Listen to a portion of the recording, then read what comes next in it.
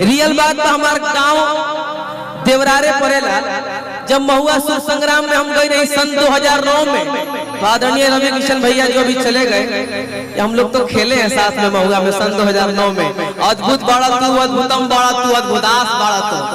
ना तो चली लाठी ना तो चली तलवार, चली तो सिर्फ सुर के धार। देखत वही जहान नेशनल एविडेंस सुर संग्राम द्वितीय महायुद्ध पावर्ड बाय रूपा फ्रंटलाइन गंजी। अरे जियो सर मिलल की आज मंच पे कुछ गावे सुनावे के मौका मिलल बा। नरेंद्र भैया बानी, राघवेंद्र भैया बानी, दिल से बहुत बहुत प्रणाम राघवेंद्र भैया के भी, भवानी भैया बानी, और जितना भी गार्जियन स्वरूप लोग, भोजपुरिया समाज, माता बहन भैया चाचा, हमार भाई सब लोग आज इस कार्यक्रम में उपस्थित भइल बा। हम वही जाके तो सबके पैर नहीं छू सकत, लेकिन एह मंच के माध्यम से, एह मंच के आपके चरण समझतनी, एहिजे से गोड़ छू के गोड़ लगतनी, एगो ताली के आशीर्वाद दे दी, आशीर्वाद दे दी। और ए मंच पे भोजपुरी जगत के सबसे जेकरा के हम गार्जियन वाली लादनी हमारे अंजनी चाचा जी, 2-3 गो कॉल करनी है, फोन ना उठानी है, कहा जाने कौन चीज से आइल बनी। लेकिन कोनो बात ना, बेटा गलती करला तो बाप माफ करेला। लेकिन हम आई एम राइट है, वो होता है। और ये मंच में म्यूजिशियन टीम के दिल से हम बहुत मानीला, और आप सब भी जानते हो तो हमारा व्यवहार किशन भाई में और जितना भी हमारे यूट्यूब वाले भाई आई बड़े लो एक बार तक गिनती नहीं के भाई, कुछ मत लिख दी हम दादा घरी। सबके दिल से प्रणाम करते हुए अगल बगल भैया जितना लोग बनी सबके दिल से प्रणाम बा। विजय भैया भी उपस्थित भेल बनी आप सबके बीच में। देवी गीत, लोकगीत, होली अंतिम में जात जाते वो चैता सुना दे भैया, ठीक बा ना? देवे में लेट रख कोई जला दे दी हजार तो दे ना रे पगला। नाम का है अजय। चला बहुत बहुत धन्यवाद, लव यू लव यू। शुरुआत हो गल प्यास।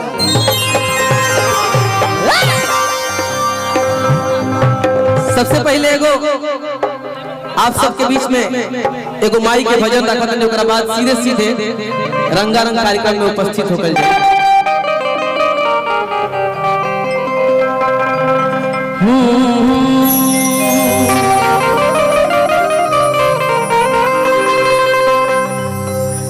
सब जाने ला कि हम, बहुत लोग जाने ला कि हम बक्सर के हैं, बहुत लोग जाने ला कि हम बलिया के हैं। रियल बात तो हमारे गांव देवरारे पड़ेला।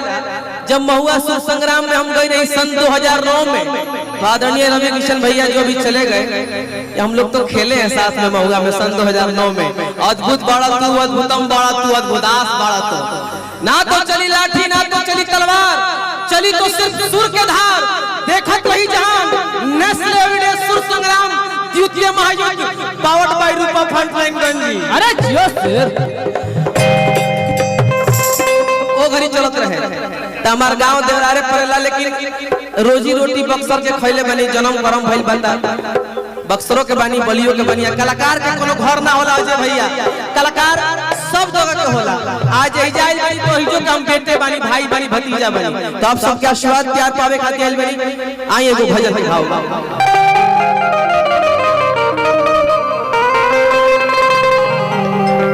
महतारी महान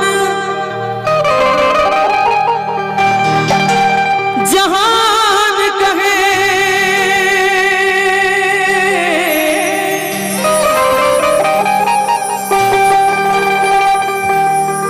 महतारी महान जहान है, जहान कहे।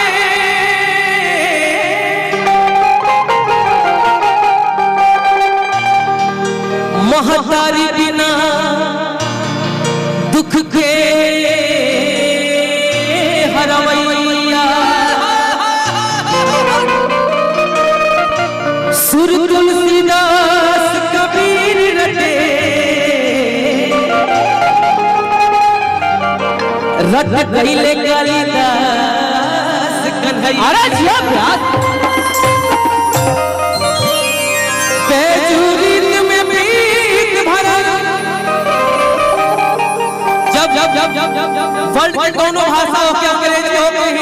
होके भोजपुरी होके मैथिली होके सुर लय ताल तीनों चीज ना मिलला तो एगो सुघर गौरिया खड़ा ना होला 1200 में नीक ना लगी ओ खातिर सूरत चाहिए तब बांधवा खड़ा सुर ताल मिलल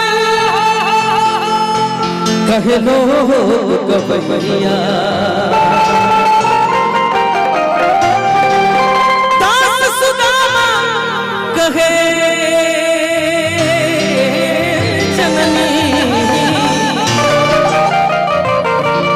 तो खोजे किसाले आवा खोजे अजय भैया आवा खोजे आसमान बनौले बानी कि पूरा कागज पे एगो चांद बनौले बानी धरती के आज आसमान बनौले बानी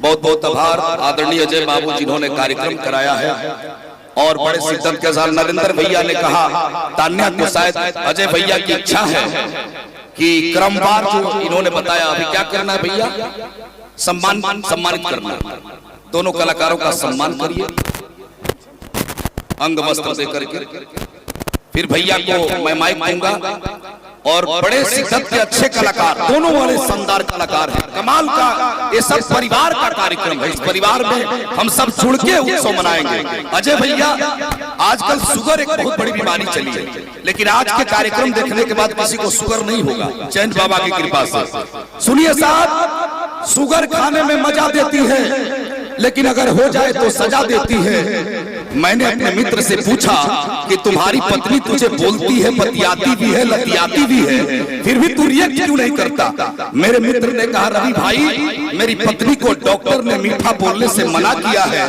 क्योंकि मुझे डायबिटीज की बीमारी है इसी बीच में रामू दौड़ के आया कहा कि सेठ जी बधाई हो पहले मुन्ना भैया को बेटा हुआ था अब शुगर हुई है सेठ ने कहा रामू तेरी मती गरी माई है अरे पगले शुगर बेटी थोड़े है वो तो बीमारी है रामू ने कहा क्या फर्क पड़ता है सेठ जी